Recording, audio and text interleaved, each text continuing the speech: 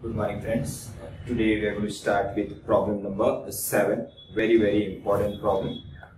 Now look at problem sheet, problem number 7. What do you have?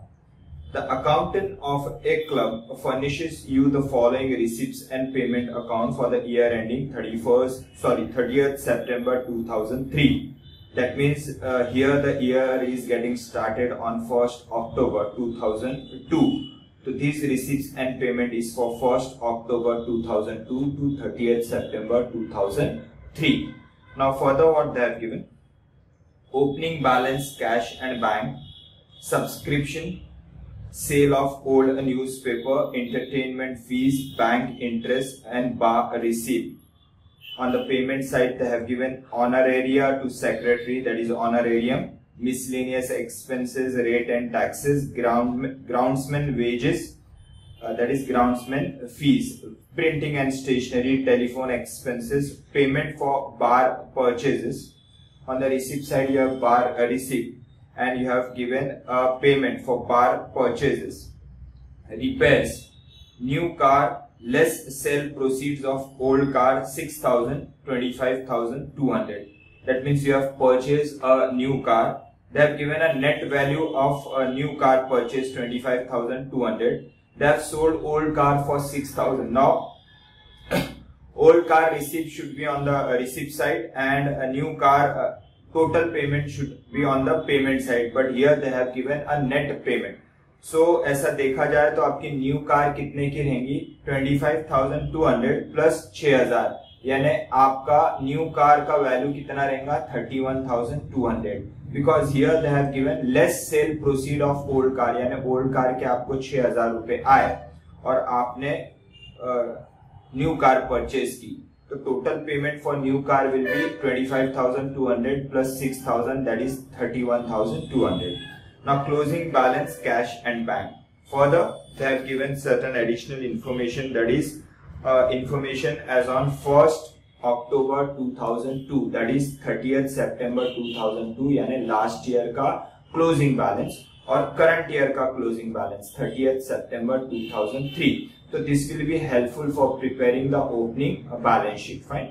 Now what are the things they have given? First one is subscription due not received. That means subscription outstanding. Subscription outstanding they have given. Further they have given check issued but not presented for payment of printing. Now this adjustment is very important in the current problem. If you look at problem number, earlier problem which we have done, that was which problem? If you look at problem number 5, if you look at problem number 5, you will find that कि problem number 5 में उन्होंने क्या दिया था आपको? Receipts and payment. Receipt side they have given cash in hand and balance at bank as per passbook. यानी यहाँ problem number 5 में उन्होंने क्या लिया था? Balance as per passbook.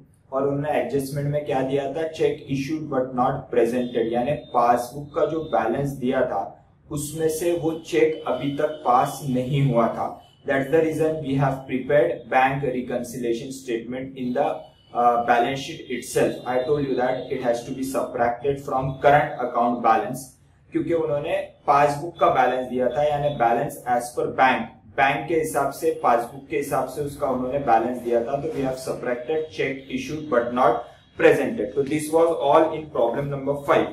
But if you look at this current problem number 7, they have given opening balance cash and bank. That means it is a balance as per our book. अपने हिसाब से वो cash और bank का balance है. तो अगर अपने हिसाब से बैंक का बैलेंस है, यानी ये जो चेक इश्यू आपने किया था तो वो ऑलरेडी आपने आपके कैश बुक में माइनस कर दिया है. We are going to prepare a 2-column cash book. 2-column cash book में 1 column will be of cash and 1 will be of bank. तो आप जब चेक इश्यू करोगे तो at that moment itself you are going to subtract the balance, bank balance. तो यहाँ पे it is a adjusted cash book. तो अगर यहाँ पे ऐसा एडजस्टमेंट आता है कि cheque issued but not presented, तो आपने तो इश्यू किया है और आपने आपके बैंक के बैलेंस में से उसको ऑलरेडी सबट्रैक्ट कर दिया है. That is it is an adjusted bank balance, adjusted cash balance. तो यहाँ पे again you don't have to subtract it, add it, जैसा अपन ने प्रीवियस प्रॉब्लम नंबर 5 में they have given a balance as per passbook. तो आपने जो चेक इश्यू किया था वो प्रेजेंट नहीं हुआ था क्योंकि पासबुक का बैलेंस दिया था, तो आपको पासबुक के बैलेंस को एडजस्ट करना था। तो you have prepare a BRS, you have opening cash और क्लोजिंग कैश में से ये check issued but not presented को माइनस किया था, पासबुक के बैलेंस में से यू हैव सबट्रैक्टेड। मगर यहाँ पे they have not given a passbook balance but they have given a cash in bank balance. That means it is a adjusted bank balance. We have already subtracted the check issue. तो यहाँ पे आपको एक चीज याद रखना है कि अगर पासबुक का बैलेंस दिया हुआ है तो आपको बीआरएस प्रिपेयर करना है, और पासबुक का बैलेंस नहीं दिया हुआ है, सेंटेंस गोज एज के balance cash and bank balance, opening and closing, that means it is a adjusted bank balance. Again check issued but not presented should not be adjusted. आपको BRS बनाने की जरूरत नहीं है। तो ये टाइमिंग डिफरेंस क्यों आता है? BRS जब आप BRS क्यों बनाते हो? On account of timing difference. Last date पे आप चेक इश्यू करते हो तो आपके बुक्स में से वो चेक को आप ऑलरेडी माइनस कर लेते हो, लेकिन सामने वाला वही डेट पे प्रेजेंट नहीं करता है, तो आपके बैंक का, आपके बुक्स के bank balance will be lower as compare to passbook balance, क्योंकि सामने वाले ने वो प्रेजेंट नहीं किया, वो नेक्स्ट ईयर करने वाला है। तो लास्ट डेट पे 30 और 31 मार्च, generally when you close the books, जब आप वो डेट पे जो भी चेक इश्यू करते हो तो वो बैंक में प्रेजेंट नहीं होते हैं, क्योंकि वो 1 या 2 तारीख को नेक्स्ट ईयर प्रेजेंट होते हैं। तो ये टाइमिंग डिफरेंस के कारण आपके बैंक का बैलेंस और आपके बुक के हिसाब से बैंक का बैलेंस और पासबुक बैंक के हिसाब से एक्चुअल बैलेंस में देयर इज अ डिफरेंस। आप जब चेक इश्यू करेंगे तो आपके बैंक का बैलेंस आप माइनस कर दोगे, लेकिन पासबुक में वो बैंक वाला माइनस इसीलिए नहीं करेगा क्योंकि उसके पास वो चेक अभी तक पहुंचा ही नहीं है। तो इस केस में आपके बैंक का balance will be lower as compare to passbook balance. तो यहाँ पे भी वही लॉजिक आपको यूज करना है कि कैश एंड बैंक बैलेंस दिया हुआ है, यानी ये बैंक बैलेंस आपके बुक के हिसाब से, और आपने जब चेक इश्यू किया है तो already you have subtracted from your bank balance. आपके बुक्स में जो बैंक बैलेंस दिख रहा है उसमें से ये चेक इश्यूड ऑलरेडी सबट्रैक्ट हो गया है, तो फिर से सबट्रैक्ट करने की आपको जरूरत नहीं है। तो आपको ये याद रखना है कि जो टाइमिंग डिफरेंस रहते हैं, 2 चीज, एक तो cheque issued but not presented और दूसरा cheque deposited but not clear. Cheque issued but not presented और cheque deposited but not clear, और दूसरा एरर्स इन पासबुक। अब ये अगर एडजस्टमेंट आपको दिए हुए तो ये टाइमिंग डिफरेंस के एडजस्टमेंट है और उसको आपको इग्नोर करना है अगर आपको इस तरीके का बैलेंस दिया हुआ है, कैश एंड बैंक बैलेंस। तो ये बैंक बैलेंस किसका है? आपके बुक्स के हिसाब से बैलेंस है, जहां पे आपने ऑलरेडी जो चेक आपके पास आए हैं वो आपने ऐड कर लिए, चेक आपने जो इश्यू किए वो ऑलरेडी सबट्रैक्ट कर लिए, फिर से ये check issued but not presented या फिर check deposited but not cleared का आपको एडजस्टमेंट नहीं करना है। तो इस प्रॉब्लम में जो ये सेकेंड एडजस्टमेंट आपको दिया हुआ है, check issued but not presented for payment of printing, आपको इग्नोर करना है, क्योंकि आपने जब चेक इश्यू किया होगा आपने आपके बुक्स में ऑलरेडी उसको माइनस कर लिया है, फिर से इसको माइनस करने की जरूरत नहीं है, तो आपको यहाँ पे इग्नोर करना है। प्रॉब्लम नंबर 5 में they have given a balance as per passbook, तो that's the reason we have taken the adjustment of this entry, cheque issued but not presented. यहाँ पे आपको उसको इग्नोर करना है। उसके बाद है club premises at cost 58,000, depreciation on club premises provided so far, यानी अब तक का डेप्रीसिएशन कितना हुआ है? 37,600, यानी at cost opening original value 58,000 है, डेप्रीसिएशन अभी तक का डेट पे 37,600 है, तो ओपनिंग वैल्यू ऑफ क्लब क्या रहेगा? 58,000 minus 37,600.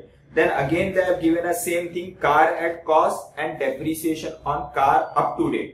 Then the value of bar stock, यानी ओपनिंग स्टॉक, पिछले साल का क्लोजिंग स्टॉक 1420 और करंट ईयर का बार का स्टॉक, बार दारू का स्टॉक, करंट ईयर का क्लोजिंग 1740, उसके बाद amount unpaid for bar purchase, जो आपने बार के लिए परचेजेस किए उसका पेमेंट बाकी है, यानी सन्डी क्रेडिटर्स, जो आपको सप्लायर को पेमेंट देना बाकी है। पिछले साल का क्लोजिंग अमाउंट है 1180 और करंट ईयर का क्लोजिंग अमाउंट है 807। उसके बाद वो बोल रहा है depreciation is to be provided at 5% per annum on the written down value of the club premises and 15% per annum on the car for the whole year।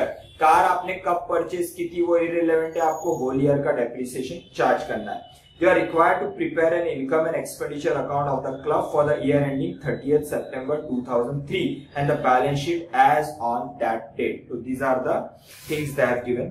सबसे पहले क्या करेंगे, ओपनिंग और क्लोजिंग बैलेंसेस जो दिए वो पूरे adjustment we are going to take in the opening balance sheet, closing balance sheet और उससे रिलेटेड इनकम एंड एक्सपेंडिचर में items we are going to take. First is subscription due not receive, that is subscription receivable.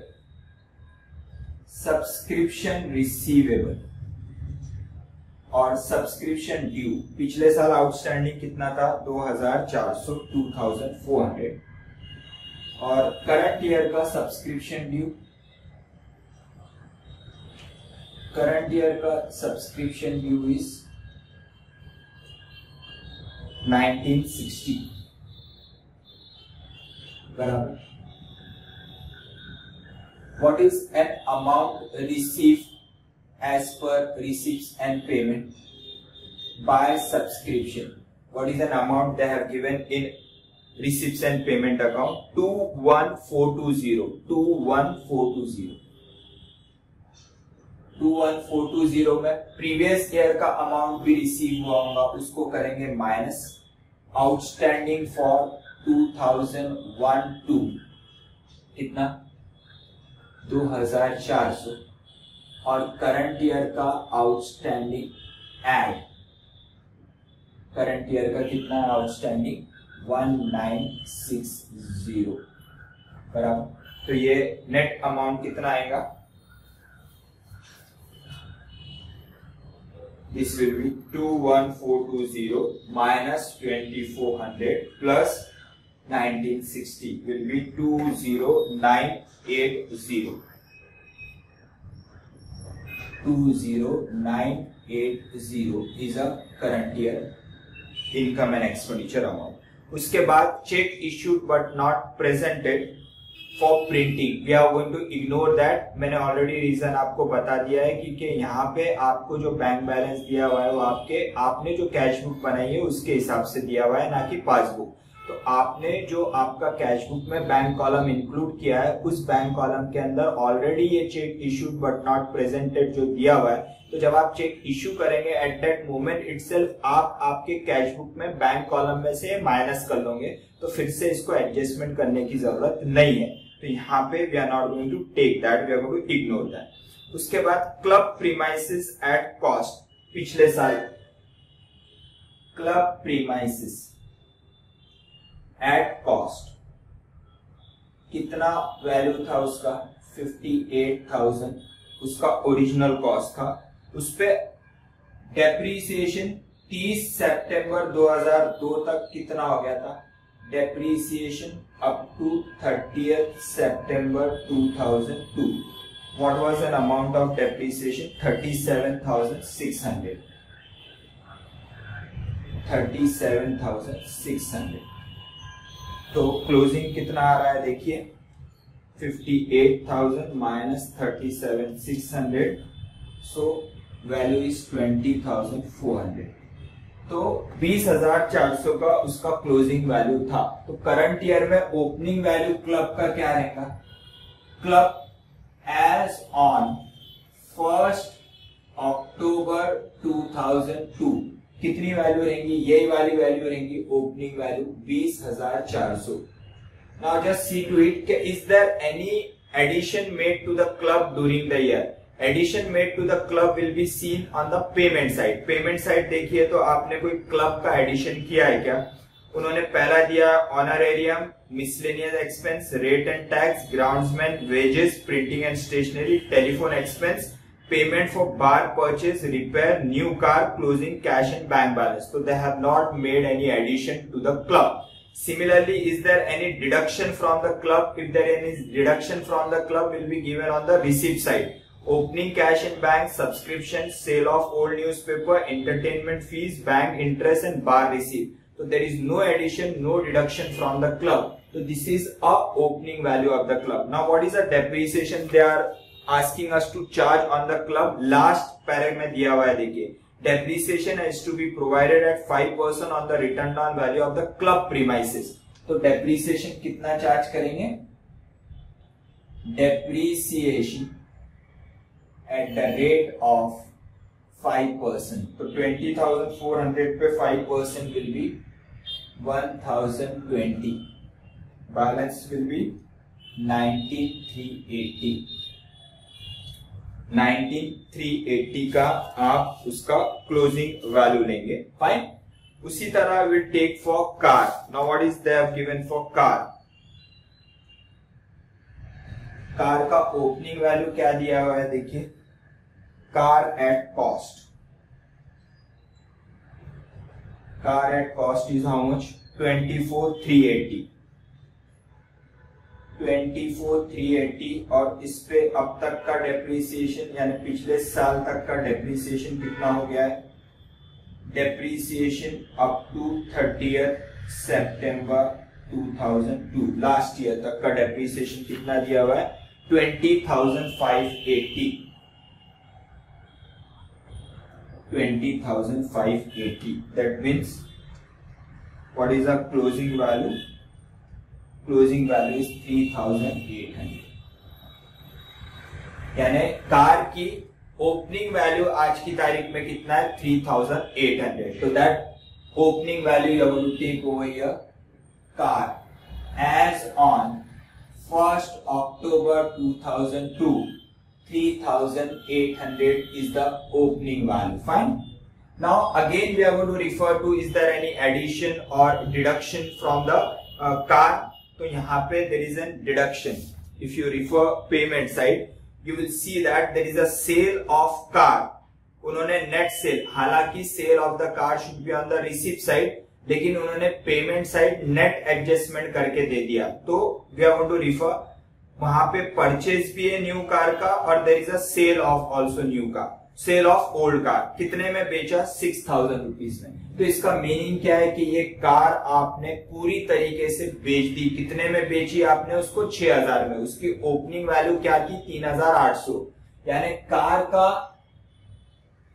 Opening value of car is 3,800 और आपने उसको cell कितने में किया? Sold at ₹6,000 बराबर 3,800 की गाड़ी आपने 6,000 रुपए में बेची. इसका मीनिंग क्या है? आपने 2,200 रुपए इस पे क्या कमाया? Profit. You have made a profit of 2,200 on sale of old car. So that profit will be taken on income side. यहां पे लिखेंगे by sale of by profit on sale of old car. By profit on sale of old car कितना profit हुआ है?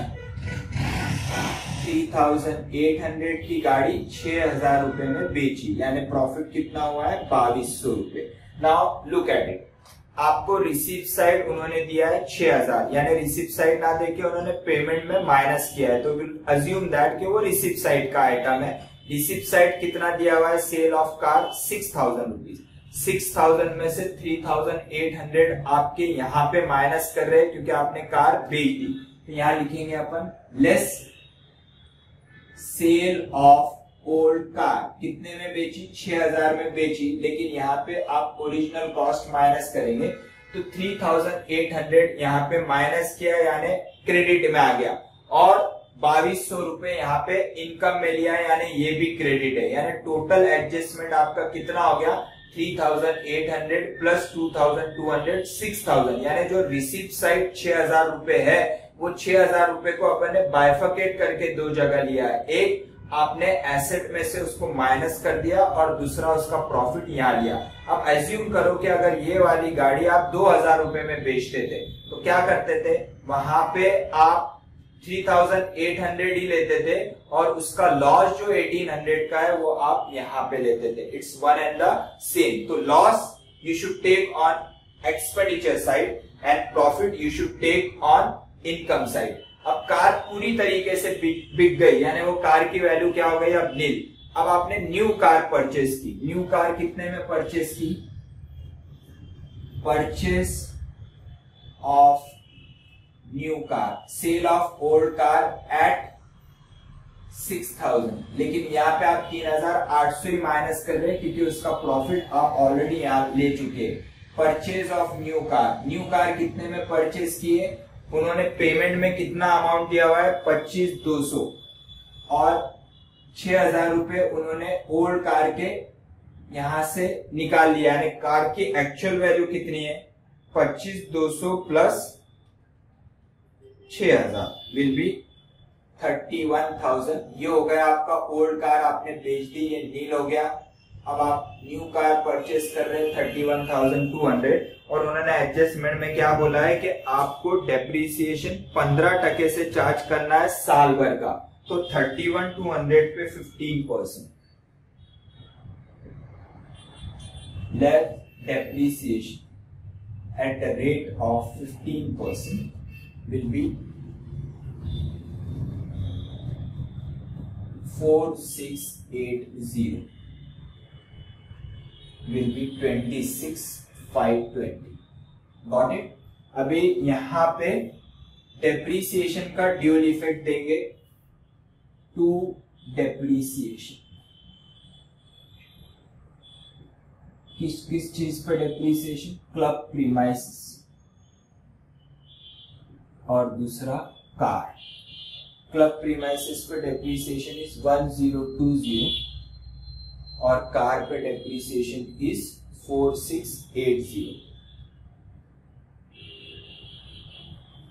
4,680 तो total depreciation 4,680 plus 1020 that is 5,700। 5,700 का total depreciation ले लिया।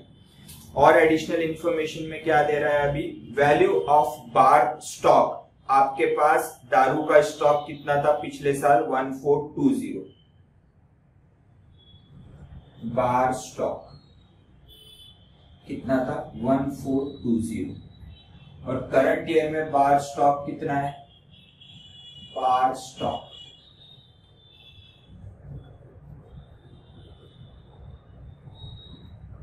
बार स्टॉक करंट ईयर में कितना है, पिछले साल 1420 था, करंट ईयर में 1740 है, बराबर। उसके बाद वो क्या बोल रहा है, amount unpaid for bar purchase, यानी सप्लायर को दारू का पेमेंट देना बाकी है। पिछले साल कितना देना बाकी था, sundry creditors for bar purchase, कितना पेमेंट देना बाकी था लास्ट ईयर 1180 और करंट ईयर में कितना देना बाकी है, sundry creditors for bar purchase, how much 860। Right? Now there was a opening stock of bar दारू और क्लोजिंग स्टॉक ऑफ दारू, और करंट ईयर में आपने कुछ बार दैट इज दारू आपने करंट ईयर में भी परचेज किया है। करंट ईयर में आपने कितना परचेज किया है आप देखोगे तो करंट ईयर में परचेज जो किया है उसका डिटेल उन्होंने नहीं दिया है, सिर्फ उन्होंने क्या डिटेल दिया है, payment for bar purchase. Payment for bar purchase that means you have made a payment to sundry creditors. Now they have given opening creditors, they have given closing creditors, they have also given payment made to sundry creditors during the current year. They have given on the payment side payment for bar purchase. Now with the help of these three information, opening creditors, closing creditors and payment made to creditors during the current year. This information will help us out to calculate a current year purchase of bar, current year purchase of दारू. Current year में आपने दारू कितनी purchase की उसको calculate करने के लिए इंफॉर्मेशन काम में आएगी. अब परचेज कैलकुलेट करना क्यों जरूरी है? क्योंकि परचेज के बेसिस पे आप कैलकुलेट करोगे कि आपने करंट ईयर में दारू कंज्यूम कितनी की है. Just try to analyze trading account. Trading account में आप डेबिट साइड लेते टू ओपनिंग स्टॉक, उसके नीचे लेते टू परचेज, और क्रेडिट साइड लेते आप बाय क्लोजिंग स्टॉक. तो यह आप यहाँ पे ट्रेडिंग अकाउंट नहीं बना रहे हो, लेकिन यहाँ पे एक्सपेंडिचर और इनकम बना रहे हो. तो यहाँ पे एज्यूम करो यहाँ ओपनिंग स्टॉक, यहाँ क्लोजिंग स्टॉक, और डेबिट साइड आपको चाहिए परचेज, बराबर परचेज ऑफ दारू. मगर परचेज ऑफ दारू यहाँ पे दिया हुआ नहीं है. तो ये परचेज ऑफ दारू कहां से कैलकुलेट करेंगे? With the help of sundry creditors account. We will prepare a sundry creditors account. तो सन्डी क्रेडिटर्स मुझे यहाँ पे बनाना है. मैं यहाँ पे ये वर्किंग नोट बना रहा हूं. I don't have a space, तो I am preparing over here sundry creditors. This is working note, बराबर. अब सन्डी क्रेडिटर्स मुझे प्रिपेयर करना है.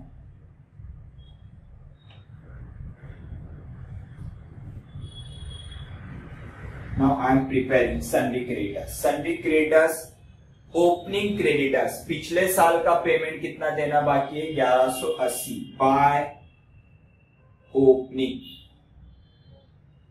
How much? 1180. करंट ईयर का पेमेंट देना कितना बाकी है? 860 टू क्लोजिंग.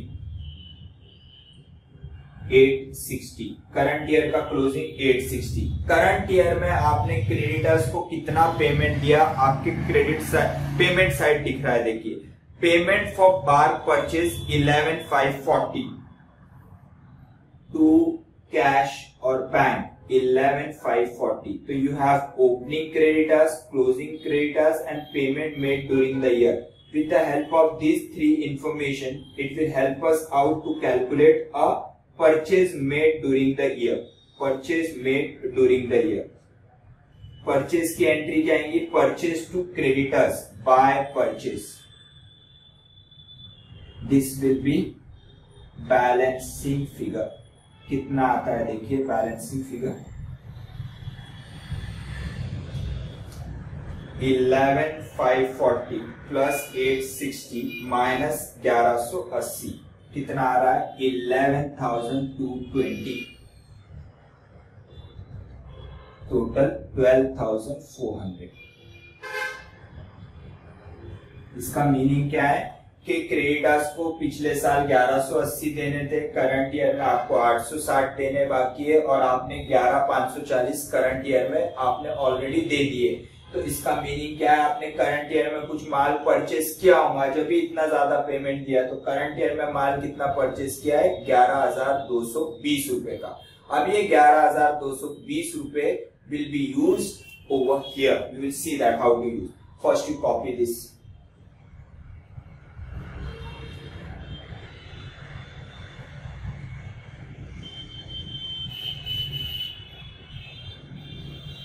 तो करंट ईयर में आपने कितने का दारू परचेज किया है? बार परचेज किया है 11,220. Now we will take that over here. What we are going to write down? 2 bar consume, और यहां पे you can call it as cost of bar. यहां पे क्या आएगा? Opening stock. Opening stock. Opening stock कितना है देखिए बार का? ओपनिंग स्टॉक ऑफ बार कितना दिया हुआ है? 1420. यहां से भी ले सकते हो आप 1420. करंट ईयर में आपने बार परचेज किया. परचेज ऑफ बार कितना बार परचेज किया आपने? 11,220 बराबर. क्लोजिंग स्टॉक लेस इतना. At the end of the year इतना दारू बच गया. कितना दारू बच गया? 1740. नाउ जस्ट इमेजिन 1420 की दारू ऑलरेडी थी, 11,220 की दारू आपने परचेस की और इतनी दारू आपके पास बच गई, यानी आपने जो दारू बेची उसका एक्चुअल कॉस्ट कितना था या फिर उसका कंजम्पशन कितने का हुआ, या नेट बैलेंस कितना आ रहा है। नेट बैलेंस देखिए 1420 11,220 माइनस 1740, यानी आपने जो दारू कंज्यूम की, जो आपके मेंबर्स ने कंज्यूम किया, उसका एक्चुअल कॉस्ट कितना था 10,900। That was a cost of दारू consume. So these were all the adjustment they have given. We have finished all the adjustment. We have taken all the dual effect of everything. Stock, opening stock, closing stock, sundry creditors, bar consume, subscription due, and I told you that check issued but not presented has to be ignored because we have already subtracted, because here they have given a balance as per cash and bank, that means अपना bank, अपने book का bank balance, जिसमें से आपने वो check issued already minus कर दिया। अब आते हैं आपके रिसीव्स एंड पेमेंट में जो items we have not taken, will take that. Opening balance cash and bank, cash and bank balance, cash and bank balance कितना है ओपनिंग पिछले साल का 16,760, 16,760। Then subscription received, we have taken sale of old newspaper, by sale of old newspaper, कितना है sale of old newspaper 4,800, 4,800। Then there is entertainment fees, by entertainment fees, entertainment fees कितनी है भाई 8540, 8540। Then there is bank interest, there is no adjustment related to bank interest. Bank interest कितना है, it may be a saving interest 460। Then there is bar receipt, ये bar का consumption, ये बार की receipt जो आपके मेंबर्स से आपको आई होंगी। कितना रिसीव किया आपने बार रिसीप्ट्स 14,900, 14,900 रुपए आपने आपके मेंबर्स से रिसीव किया और उन्होंने दारू कितनी कंज्यूम की है 10,900 की। तो these were all debits. Now just refer to the credits. Payment honorarium to secretary, to honorarium to secretary, how much 9,600। Then miscellaneous expense 3,060, miscellaneous expense 3,060। Then there is rate and taxes, 2 rates and taxes,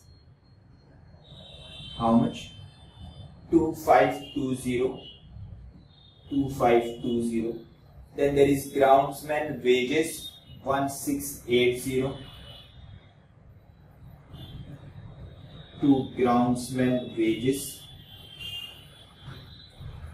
groundsman wages we have taken। Then there is a printing and stationery, printing and stationery।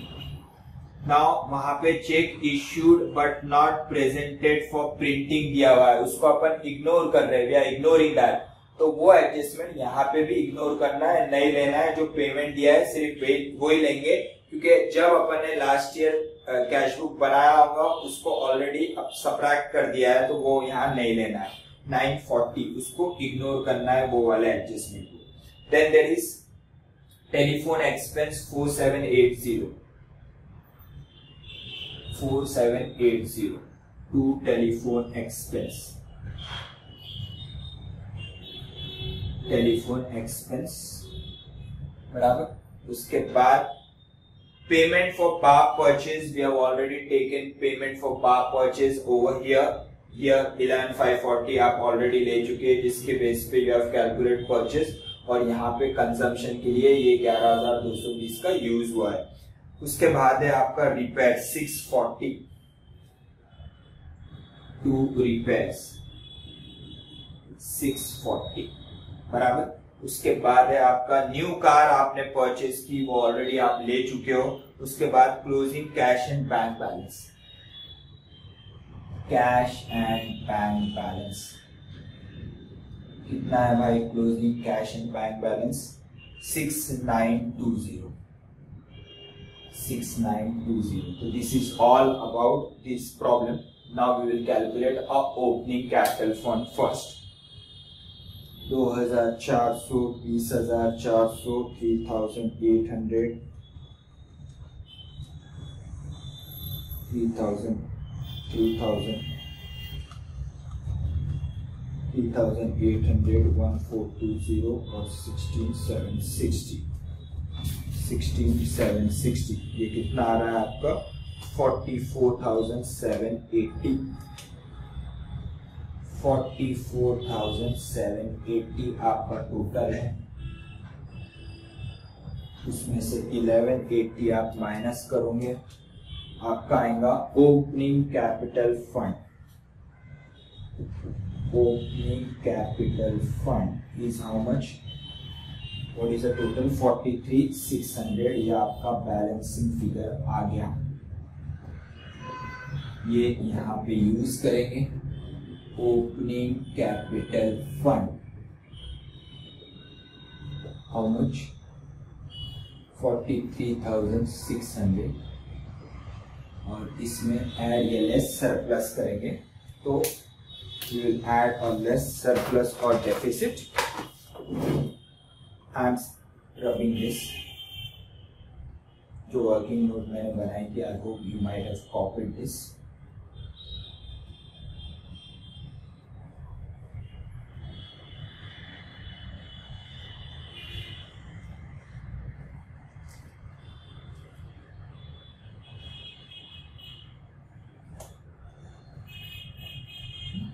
अभी total लेते देखते, credit का total ज्यादा है कि debit का? 20,980 plus 2,200 plus 4,800 plus 8,540 plus 460 plus 14,900। This is credit का total कितना है? 51,880। और डेबिट का टोटल देखते, how much debit total? 5,700, 10,900, 9,600, 3,060, 2,520, 1,680, 940, then 4,780 and 640. So you have 39,820. 39,820 आपका डेबिट का टोटल है। तो क्रेडिट ज्यादा है 51,880। तो यहाँ पे आपको सरप्लस कितना आ रहा है? 12,060। That surplus will be taken over here to surplus balancing figure. How much? 12,060। Total कितना है? 51,880। 51,880। ये सरप्लस यहाँ पे ऐड करेंगे टू सरप्लस 12,060। 12,060 43,600 में एडेड आपको मिल रहा है 55,660। 55,660 बराबर 55,660 है। टोटल कितना आ रहा है देखिए, 55,660 प्लस 860 टोटल हो रहा है 56,520। लेट्स सी टैली हो रहा है क्या? 56,520। 56,520 देखते हैं यहाँ पे। 1960 plus 19,380 plus 26,520 1740 6920। It is 56,520. Fine. So this is all about your problem number 7. Important adjustment किसको देना है आपको? Check issued but not presented, यहाँ पे यू हैव इग्नोर्ड। और मैंने आपको रीजन बताया कि यहाँ पे कैश एंड बैंक बैलेंस जो दिया हुआ है वो अपने बुक्स का दिया हुआ है, ना कि पासबुक का। अगर पासबुक का दिया हुआ रहता था तो प्रॉब्लम नंबर 5 में जिस तरीके से आपने किया है उसी तरीके से यहाँ पे भी आपको एडजस्टमेंट करनी पड़ती थी। यहाँ पे पासबुक का बैलेंस नहीं दिया है, अपने बुक का बैंक बैलेंस दिया हुआ है, यानी आपने जो चेक इशू किया है वो ऑलरेडी आपने सबट्रैक्ट कर लिया है, फिर से सबट्रैक्ट करने की आपको जरूरत नहीं है। So copy this, if you have any doubt please ask me. Fine, bye everyone.